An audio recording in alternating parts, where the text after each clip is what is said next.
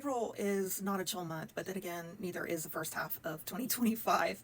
But I gotta say, it's especially not a chill month because, by the time we come to April, we will have had Neptune shifting out of Pisces, which we've been in for like 14 years, so major shift there.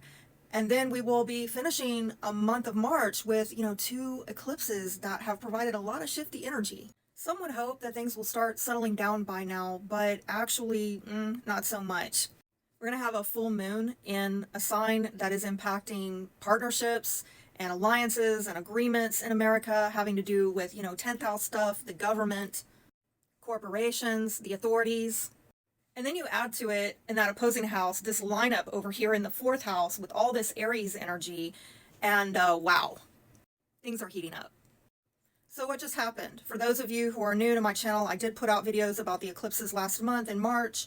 I'll just recap briefly, but go back and watch them if you're interested. We had a lunar eclipse in Virgo impacting the United States natal ninth house, so an ending to our belief system, things going on with foreigners, foreign lands, our judicial system, and at the end of March, a solar eclipse in Aries in our fourth house, having to do with home, family, sense of belonging. In the United States, mundane astrology, we're talking about the homeland, our cultural identity. We're getting a brand new beginning, and these are some holy shifts that will be impacting us for the next 6 months quite profoundly as a nation.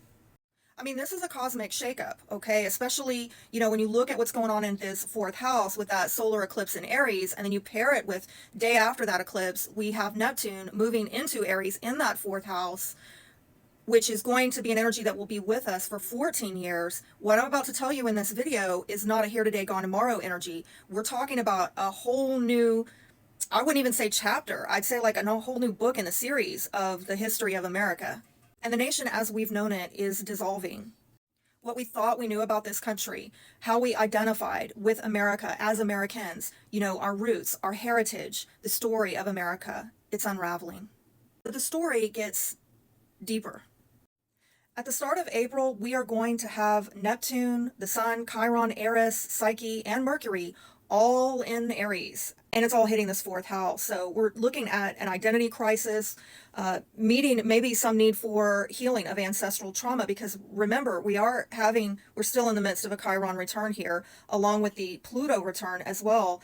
And these are two very deep karmic resets, arguably some of the deepest karmic resets that a nation can have. Now, mid-month, we are going to have a full moon in Libra in this 10th house, this opposing house. It's opposing that fourth, right? And it's right on the United States natal Juno as well. So this has to do with, it's got partnerships written all over it, but potentially some kind of betrayal here. It's shining a light on power structures, justice, accountability, and maybe even broken agreement. So expect some truth bombs to probably come out around that time. Later in the month, Jupiter will come into conjunction with Mars. And this could be major military or legal escalation.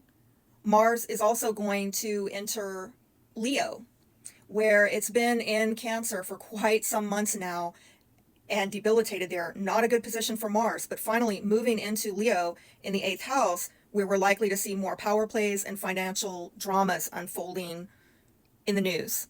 And then on April 21st, finally, Venus and Saturn will meet the North Node right on America's IC. And this is pretty big. This is the root of the chart. So what that basically means is that, this is kind of a bit of a soul check-in for the soul of the nation.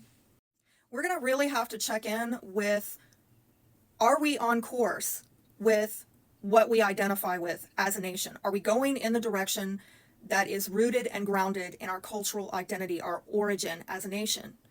And there could be some heavy karma with that. There could be some limitations or challenges with that, with Saturn being there. And this is also challenges in our ability to attract that which we deeply identify with. By the end of April, we will close out the month with the Sun in Taurus, and we will have a new moon in Taurus in the United States natal 5th house. And that is a chance for us to rebuild something more joyful, more authentic, more real, but it may also have something to do with new beginnings surrounding children, or maybe even the birth rate or population growth. That's over the next 6 months, and definitely the last half of this year, I'm seeing another layer of energy encouraging that with Jupiter moving into Cancer, which is really going to push the growth of families and expansion of families.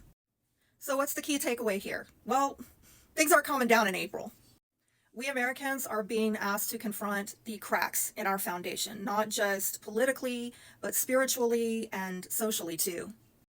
The old identity of this country is breaking down so that a new one can take shape. If you're awake, stay awake so that we can start building a new foundation from the inside out. Because this is about the breakdown of America Incorporated and the awakening of the spirit of 1776. We're going from a corporate, globalist, manipulated version of this country to a restoration of what this country was historically intended to be. No foreign entanglements, no taxation without representation, no rigged two-party system that the founding fathers warned us about. This is a spiritual revolution disguised as chaos. So if you're awake, stay awake and start trying to build the future they tried to erase.